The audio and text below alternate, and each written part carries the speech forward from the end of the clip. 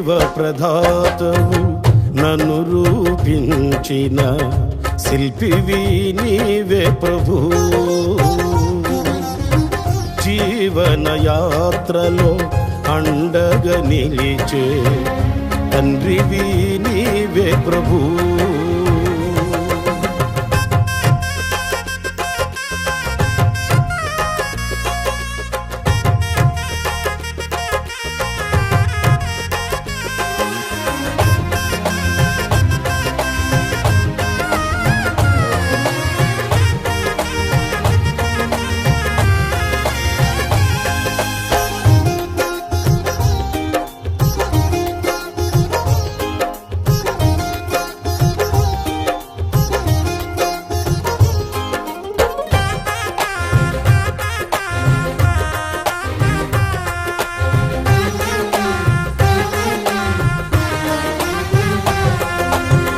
మహిమను ధరించిన యోధులతో కలసి దిగి వచ్చెదవు నా కోసమే.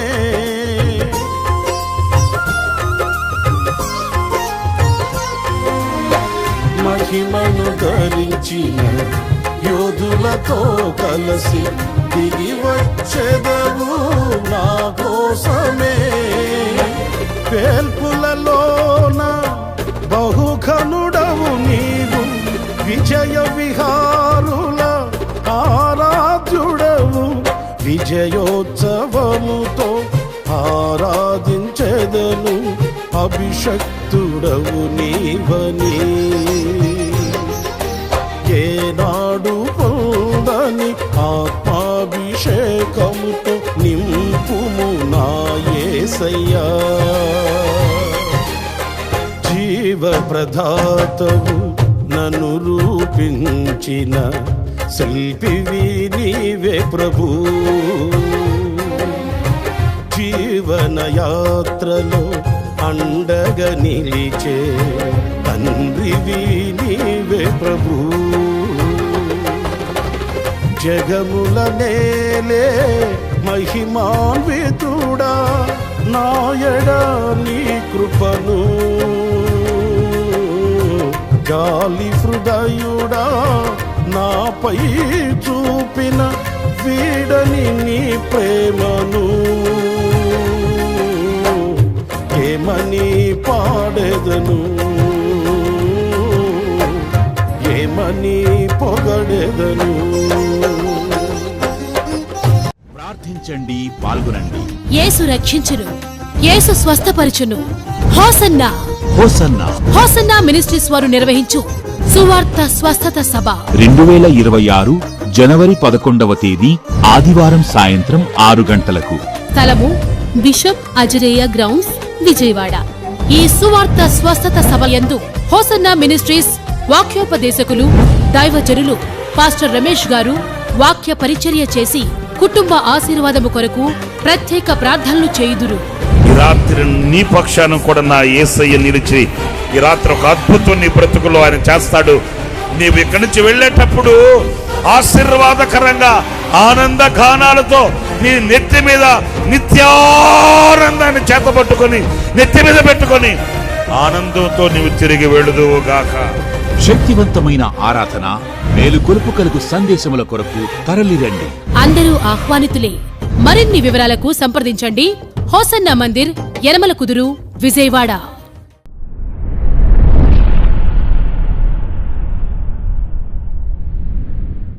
Praise the Lord. ప్రభు అయిన యేసుక్రీస్తు ప్రశస్త నామములో మీ అందరికీ హోసన్నా మినిస్ట్రీస్ తరపున హృదయపూర్వకమైన వందనాలు తెలియపరుస్తున్నాను. ప్రభు మిమ్మల్ని ఆశీర్వదించి దీవించునుగాక. ప్రియులారా, ప్రభు నేటి వరకు మనల్ని ఆరోగ్యకరమైన రెక్కల నడులో దాచి ఈ నూతన సంవత్సరంలో ఇంచుమించు 7 దినాలు గతించిపోయాయి. ఈ 8వ దినాన ప్రభు ఆశ్చర్యకరమైన తన సన్నిధిలో మనల్ని సజీవులుగా నిలబెట్టాడు. దేవుని వాక్యాన్ని ధ్యానించుకునే ఈ భాగ్యాన్ని ప్రభు మనకు అనుగ్రహించాడు. మనం ఎంతైనా కూడా ధన్యులం, భాగ్యవంతులం. ఏదో ధనము కూర్చుకున్నాము, ఆస్తిని కూర్చుకున్నామని కాకుండా ఈ సజీవుల దేశంలో సజీవులుగా మనం ఉండడమే గొప్ప భాగ్యం. ఇది దేవుని వలన మనకు కలిగిన కృపాదానం. మన శక్తి, మన భక్తితో మనం ఏమీ సాధించలేదు, సంపాదించలేదు. కానీ ఉచితమైన కృపచేత నేటి వరకు ప్రభు మనల్ని ఈ భూతలంపై నిలబెట్టాడు. మనం ఎంతైనా కూడా కృతజ్ఞులం. ఈ పూట సామెతల గ్రంథంలో 28వ అధ్యాయం 20వ వాక్యాన్ని నేను చదువుతున్నాను, ఆలకించండి. నమ్మకమైన వానికి దీవెనలు మెండుగా కలుగును. చూడండి, ప్రతి వ్యక్తి దీవెనల కొరకు అరులు చాచి పరుగులు తీస్తారు. ఏ వ్యక్తి అయినా కూడా దేవుడు దీవించాలి, కనికరించాలి, కటాక్షించాలి, కృప చూపించాలి, ఆయన అనుగ్రహించే మేలుల చేత ముందుకి కొనసాగాలని కాంక్షిస్తారు. అయితే ఎవరికి ఈ దీవెనలు కలుగుతాయి? ఆశించిన వారందరికీ అనుగ్రహింపబడతాయా? కానే కాదు. ఎవరికి ఈ దీవెనలు అనుగ్రహింపబడతాయి అనేది ఈ వాక్యం స్పష్టతనిస్తుంది. ఏంటి అనంటే, నమ్మకమైన వానికి ఈ దీవెనలు కలుగుతాయట. అంటే దీవించమని కోరే ముందు మనం పరిశీలించుకోవాలి, పరీక్షించుకోవాలి. మనం నమ్మకమైన వారిమేనా? నమ్మకత్వం మనలో కనబడుతుందా? నమ్మకమైన సాక్ష్యం మనకుందా అనేది మనం పరిశీలించుకొని ఆ దిశగా మనం శుద్ధీకరించుకొని ప్రభు యొద్దకు వెళితే తప్పనిసరిగా ఈ నమ్మకమైన వానికి దీవెనలు మెండుగా, కొంచెం కాదు, లేకపోతే ఏదో సర్దుకొని కాదండి, మెండుగా, దండిగా ఆ దీవెనలు మనకు అనుగ్రహింపబడతాయి అనేది ఈ వాక్యంలో మనం గమనిస్తున్నాం. అయితే నా ప్రియమైన సహోదరులారా, మనం అనొచ్చు, ఏ విషయంలో మేము నమ్మకస్తులుగా ఉండాలండి, మేము నమ్మకస్తులుగానే ఉన్నాం కదా అని కొన్నింటిని మనం ఆధారం చేసుకొని మనం మాట్లాడవచ్చు. కానీ ఏ ఏ విషయాలలో మనం నమ్మకస్తులమై ఉండాలి అనేది కూడా పరిశుద్ధ గ్రంథంలో మనకు కనిపిస్తుంది. వాటిని కొన్నింటిని నేను మీకు ఎదుట పెడతాను. ప్రప్రథమముగా దానియేలు గ్రంథంలో చక్కటి మాట, 6వ అధ్యాయం 4వ వాక్యంలో వ్రాయబడిన మాటని నేను చదువుతున్నాను. అందుకు ఆ ప్రధానులను అధిపతులను రాజ్యపాలన విషయంలో దానియేలు మీద ఏదైనా ఒక నింద మోపవలెనని ఉండి తగిన హేతువు కనిపెట్టుచుండిరి గాని దానియేలు నమ్మకస్తుడై ఏ నేరమైనను ఏ తప్పైనను చేయువాడు కాడు గనుక దానియేలులో తప్పైనను లోపమైనను కనుగొనలేకపోయిరి. ఇక్కడ చూడండి, ప్రవర్తన విషయంలో దానియేలు నమ్మకస్తుడై ఉన్నాడంట. అంటే ఏదైనా ఒక నేరం, వాస్తవం కాదండి, ఒక నేరం, ఒక తప్పు అతని మీద మోపాలని, అతడు చేశాడు అని కాదండి, వీళ్ళు మోపాలని ఆ మాటల్లోనే అర్థమైపోతుంది మనకు. ఆయన తప్పు చేస్తాడు, తప్పు చేశాడు అని కాదండి, తప్పుగా ప్రవర్తించాడు అని కాదండి, వీళ్ళు మోపదలుచుకున్నారంట. ఆయన చేయకపోయినా, అలాంటి వాడు ఆయన కాకపోయినా, అలాంటి పరిస్థితుల్లో అతడు నిలిచేవాడు, నడిచేవాడు, ఉండేవాడు కాకపోయినా ఆయన మీద వీళ్ళు మోపాలనుకున్నారు. దానికి కూడా హేతువు కనబడలేదంటండి. ఏదైనా ఒక తప్పు అతని మీద మోపడానికి కూడా హేతువు దొరకలేదట. ఏ విషయంలో ఇతని మీద తప్పు మోపుదాము అని వాళ్ళు ఆలోచించినప్పుడు వాళ్ళు ఏమి చేయలేని పరిస్థితుల్లో వాళ్ళు నిలిచిపోయారే కానీ ఒక్క తప్పు, ఒక నింద కూడా అతని మీద మోపడానికి ఆస్కారం లేనంత సత్ప్రవర్తన దానియేలులో వాళ్ళు కనుగొన్నారు. నిజమే, మనం అనేక విషయాల్లో నేను ఇందులో నమ్మకస్తుణ్ణి, అందులో నమ్మకస్తుణ్ణి, అది ఇదని మనం చెప్పుకుంటుంటాము. కానీ దానియేలు విషయంలో మనం గమనించినప్పుడు అతను ప్రవర్తన అంతటి విషయంలో కూడా, మాట కానివ్వండి, అతని ప్రవర్తన కానివ్వండి, అతని యొక్క రాకపోకలు కానివ్వండి, అతడు రాజ్యంలో నడిపించబడుతున్న అనుభవాలు కానివ్వండి, ఏ విషయంలోనైనా అతడు నిందారహితంగా కనబడ్డాడు, నిర్దోషిగా కనబడ్డాడు. దానియేలు మాటల్లో కూడా మనం చదువుతాం కదా, సింహాల బోను దగ్గరికి రాజుగారు వచ్చి, జీవము కలిగిన దేవుని సేవకుడమైన దానియేలు, నీవు నిత్యము సేవించుచున్న నీ దేవుడు నిన్ను రక్షించనా అన్నప్పుడు దానియేలు ఇచ్చిన సమాధానం ఏంటి? రాజు చిరంజీవి అగుగాక, నా దేవుని దృష్టికి నేను నిర్దోషిని. చూసారండి, అంటే ఆయన మనసులో నేను దేవుని దృష్టిలో ఉన్నాను, ఆ దేవుని దృష్టికి నేను నిరపరాధినై ఉండాలి, నిర్దోషినై ఉండాలి అనే భావన అతని హృదయంలో ఉన్నట్లు మనం గ్రహించగలుగుతాం. అందుకే అతని ప్రవర్తన సత్ప్రవర్తనగా, దానియేలు నమ్మకమైన వ్యక్తిత్వం కలిగిన వ్యక్తిగా మనకు కనిపిస్తాడు. మరి ఈ రోజున నా ప్రియమైన సహోదరులారా, ఏదో కొన్నింటి విషయంలో అని కాకుండా దానియేలు వలె ఆ ప్రవర్తన అంతటిలో మనలో ఆ నమ్మకత్వం మనం కలిగి ఉండాలనేది మనం గ్రహించాలి.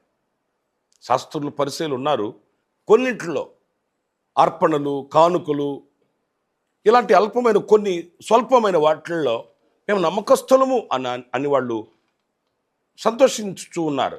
ప్రభు అన్నాడు, ఈ వీటిలో కాదు, మీ హృదయం కడగబడాలి, మీ ప్రవర్తన సరిగా మార్చబడాలి, మీ నడవడి, మీ ప్రవర్తన ఇంపైనదిగాను, అది ఒక అర్పణగాను నమ్మకమైనదిగా ఉండాలని ఆశించి కాంక్షించిన మాటలు యేసయ్య వారితో చెప్పినట్లు మనం చదువుతామండి. కనుక నా ప్రియమైన సహోదరులారా, ఈ వాక్యంలో మన ప్రవర్తన అంతటి విషయంలో మనం నమ్మకస్తులమై ఉండాలనేది మనం నేర్చుకోవాలి. ఇక రెండో విషయాన్ని కూడా నేను మీతో చెప్తాను. అదేంటంటే పరిచర్య విషయంలో దేవుడు మనకిచ్చిన పరిచర్య, ఎవరికి ఏ ఏ పరిచర్యలు ప్రభు అనుగ్రహించి ఉన్నాడో ఆ పరిచర్యల విషయంలో మనం నమ్మకస్తులమై ఉండాలని దేవుని వాక్యం సెలవిస్తుంది. పరిశుద్ధుడైన పౌలు తిమోతికి రాసిన 2వ పత్రిక 2వ అధ్యాయం 2వ వాక్యాన్ని నేను చదువుతున్నాను, చూడండి. నీవు అనేక సాక్షుల ఎదుట నా వలన వినిన సంగతులను ఇతరులకు నువ్వు బోధించుటకు సామర్థ్యము గల నమ్మకమైన మనుషులకు అప్పగింపుము.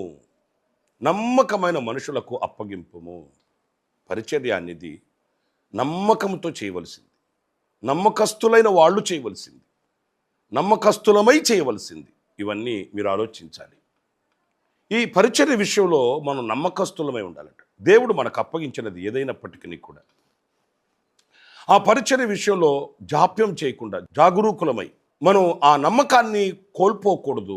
ఆ నమ్మకత్వంతో ఆ పరిచర్య చేసినప్పుడు మనకు తగిన ప్రతిఫలం యజమానుని దగ్గర నుంచి మనకు కలుగుతుంది. ఎవరో ఇవ్వాలి, ఎవరో తేవాలని కాదండి, ఎవరో చూడాలి, ఎవరో మెచ్చుకోవాలని కాదండి, ఎవరో మనల్ని గణపరచాలి, ఎవరో మనల్ని హెచ్చించాలి, మనల్ని పొగడాలని కాదండి. ఆ పరిచర్యను మనకిచ్చిన దేవుడు చూస్తున్నాడు. ఆ పరిచర్య ఇచ్చిన దేవునికి మనం సంతోషాన్ని కలుగు చేయాలి. ఆ స్థానమందు మనం నిలబెట్టిన తండ్రికి మనం నమ్మకస్తులమై ఉండాలన్న భావనతో ఆ పరిచర్య మనం చేయాలి. మీకు ఇంకొక మాట కూడా చెప్తాను. మత్తయి సువార్త 25వ అధ్యాయం 21వ వాక్యంలో కూడా మనం చదివినప్పుడు, అతని యజమానుడు బలా నమ్మకమైన మంచి దాసుడా, నీవు ఈ కొంచెములు నమ్మకముగా ఉంటివి. చూసారండి, ఆ నమ్మకమైన ఆ మంచి దాసునికి ఇచ్చే ఘనత ఎలాంటిదో చూడండి. యజమానుడు అతన్ని పిలిచి అంటున్నాడు, నమ్మకమైన మంచి దాసుడా, నీకు ఇవ్వబడిన ఈ కొంచెంలో నమ్మకంగా ఉన్నావు. కొంచెంలో మనం ఏమంటాం, అంత ఇవ్వలేదు, ఇంత ఇవ్వలేదు, అంత చేయలేదు, ఇంత చేయలేదు, అది ఇవ్వలేదు, ఇది ఇవ్వలేదు అని మనం ఎక్కసపడుతుంటాం. కానీ ఇచ్చిన దానిలో ఎంతవరకు నమ్మకంగా ఉన్నాము, అనుగ్రహింపబడిన దాంట్లో ఎంత నమ్మకస్తులమై ముందుకు కొనసాగుతున్నాం, ఇవన్నీ మనం పరీక్షించుకునవలసిన విషయాలు కావా? నా ప్రియమైన సహోదరులారా, ఈ ఇవ్వబడిన ఆ కొంచెంలో నమ్మకంగా ఉన్నప్పుడు కలిగే దీవెన కూడా చూడండి. ఇక్కడ నేను చదువుతున్నాను, నిన్ను అనేకమైన వాటి మీద నియమించెదను, నీ యజమానుని సంతోషములో పాలు పొందుమని అతనితో చెప్పాను. చూసారండి, ఈ కొంచెంలో నువ్వు నమ్మకంగా ఉన్నావు, నీకు ఇవ్వబడిన ఈ పరిచర్యలో నువ్వు నమ్మకస్తుడివై చేసావు గనుక, నమ్మకస్తుడివై ఉన్నావు గనుక ఇంకా అనేకమైన వాటి మీద నేను అధికారిగా నియమిస్తాను. అంతేకాదు, నీ యజమాని యొక్క ఆనందంలో, సంతోషములో నీవు కూడా పాలు పొందుము. ఆ యజమానుడు సంతోషించడం మాత్రమే కాదు, ఆ యజమాని యొక్క సంతోషంలో మనం పాలు పొందడం, యజమానితో కలిసి ఆనందించడం అనేది ఒక దివ్యమైన దీవెన, ఆశ్చర్యకరమైన ఆశీర్వాదం అనేది మనం గ్రహించాలి. నా ప్రియమైన సహోదరులారా, మరి ఈ రోజున మనకి ఇవ్వబడిన వాటి యందు మనం ఎంతవరకు నమ్మకస్తులమై ఉన్నాము, మనం ఉంచిన స్థానమందు మనం ఎంతవరకు నమ్మకస్తులమై ఉన్నాము అనేది మనం విశ్లేషించుకునవలసిన విషయాలండి. దేవుడు అనేకరికి అనేక తలాంతులు, కొందరికి ప్రార్థించే తలాంతి ఇచ్చి ఉండవచ్చు, మరి కొందరికి పాడే తలాంతి ఇచ్చి ఉండవచ్చు, మరి కొంతమందికి పరిచర్య చేసే తలాంతి ఇచ్చి ఉండవచ్చు. ఎవరికి ఏ తలాంతు, ఎవరికి ఏ స్థానమందు దేవుడు వారిని నిలిపినప్పటికీ కూడా ఆ స్థానంలో మనం నమ్మకస్తులమై దేవుని ఎదుట బ్రతకాలనేది ఈ వాక్యం సెలవిస్తుంది. అలాంటి వారికి మెండుగా దీవెనలు కలుగుతాయని కూడా స్పష్టమవుతుంది. ఆఖరిగా మరొక్క మాట కూడా నేను చెప్పి ముగిస్తాను. అపోస్తలుల కార్యాల గ్రంథం 8వ అధ్యాయం 27వ వాక్యాన్ని మనం గమనించినప్పుడు, అప్పుడు ఐథియోపియుల రాణి అయిన కందకే క్రింద మంత్రి అయి ఆమె యొక్క ధనాగారమంతటి మీదనున్న ఐథియోపియుడైన నపంసకుడు ఆరాధించుటకు యెరూషలేమునకు వచ్చి ఉండెను. చూడండి, ఇక్కడ ఈ అధికారి, నపంసకుడైన ఈ అధికారి ఆరాధించుకొనుటకు యెరూషలేమునకు వచ్చి ఉన్నాడంట. ఆయన ఉన్న చోట ఆయన ఆరాధించుకోవచ్చు కదా. ఆయన వచ్చే మార్గంలో ఎన్ని ఆరాధన స్థలాలు లేవు, కానీ ఆరాధించుటలో ఆయన నమ్మకస్తుడిగా కనబడతాడు. చూడండి, దేవుని దృష్టి అతని మీద పడింది. దేవుడు ఫిలిప్పును ప్రేరేపించి అతనిని కలుసుకోవడమని పంపించాడు. ఎందుచేత? అతనిలో ఉన్న యథార్థత, నమ్మకత్వం ఏంటి అనంటే, దూరం అనుకోకుండా, భారం అనుకోకుండా ఆరాధించుటలో ఆసక్తి కలిగిన వ్యక్తి, ఆరాధించుటలో నమ్మకమైన వ్యక్తి అండి. ప్రభుని ఆరాధించుటలో ఆ నమ్మకత్వం, ప్రభుని స్తుతించి మహిమపరచటంలో ఆ నమ్మకత్వం, నా దేవుడు నాకు చేసిన మేలుల నిమిత్తమై నేను ఆయన ఆరాధించాలి, స్తుతించాలి, మహిమపరచాలి, ఆయన సన్నిధికి వెళ్ళి ఆయన ధర్మ విధులను నేర్చుకోవాలి, ఆయన సన్నిధికి వెళ్ళి ఆయన ధర్మ విధులను నేర్చుకోవాలి, ఆయన ధర్మ విధులను అనుసరించి నడవాలి అనే ఆసక్తి, అపేక్ష అతని హృదయంలో ఉన్నట్లు మనకు కనిపిస్తుంది. ప్రియులారా, ఆయనను ఆరాధించుటలో ఆ నమ్మకత్వం కలిగిన వాడు గనుకయే దేవుడు అతన్ని చూశాడు. దేవుడు అతని కొరకు ఒక సేవకుని పంపాడు. ఫిలిప్ అతన్ని కలుసుకొని అతన్ని దర్శించి అతనికి వివరణనిచ్చి అతనికి బాప్తిస్మం ఇచ్చినట్లు వాక్యం సెలవిస్తుంది. మరి దేవుని దృష్టి మన మీద ఎప్పుడు పడుతుంది? దేవుని దీవెన మన మీదకి ఎప్పుడు వస్తుంది? దేవుని ఆశీర్వాదాలకి మనం ఎప్పుడు పాత్రలో కాగలుగుతాము? ప్రియులారా, ఆయనను ఆరాధించినప్పుడు కాదా? ఆయన స్తుతించినప్పుడు కాదా? ఆయనను గణపరిచి ఆయనను సన్నుతించినప్పుడు కాదా? మరి ఈరోజు మనం ఎంతవరకు ఆయన ఆరాధించగలుగుతున్నాం, స్తుతించగలుగుతున్నాం? ఆయన చేసిన ఉపకారములు తలంచి, మేలులు తలంచి, ఆయన ఏమై ఉన్నాడు ధ్యానించి, స్మరించి, ఆయనకి చెందవలసిన ఆయన మహిమను ఆయనకు అప్పగించగలిగితే, ఆయనకి చెల్లించగలిగితే, ఆయనను ఆరాధించువారు నమ్మకస్తులై ఉంటే ఆ నమ్మకమైన వానికి మెండుగా దీవెనలు వస్తాయని దేవుని వాక్యం సెలవిస్తుంది.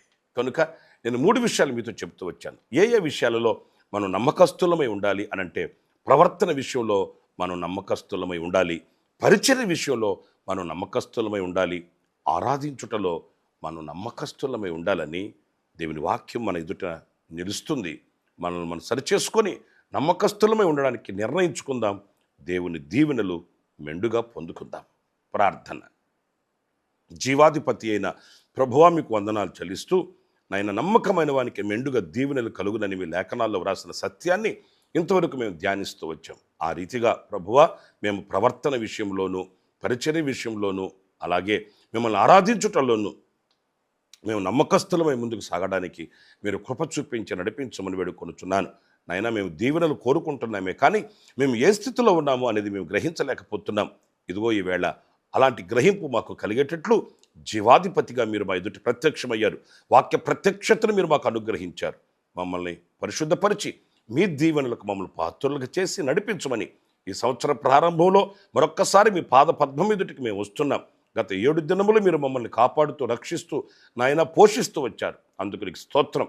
రాబో దినములలో కూడా మీ సన్నిధి కటాక్షం మీరు మాకు తోడుగా ఉంచి నడిపించమని మమ్మల్ని ఒక్కొక్కరిని మీ చోటుకు సమర్పించుకుంటూ యేసు నామములో ప్రార్థన చేసి వేడుకొనుచున్నా తండ్రి, ఆమేన్. ఆమేన్. ప్రభు మిమ్మల్ని దీవించి ఆశీర్వదించుగాక. ఈ దినమంతా విశేషమైన కృప నా దేవుడు సమృద్ధిగా మీకు అనుగ్రహించుగాక. ఆమేన్. ప్రతిదినము ఈ అనుదిన కృపాను సందేశముల కొరకు, ఇంకా మరిన్ని ఆత్మ సంబంధమైన సందేశాల కొరకు ఈ మా యూట్యూబ్ ఛానల్ ను సబ్స్క్రైబ్ చేసుకోండి. Pastor Ramesh hosanna ministries.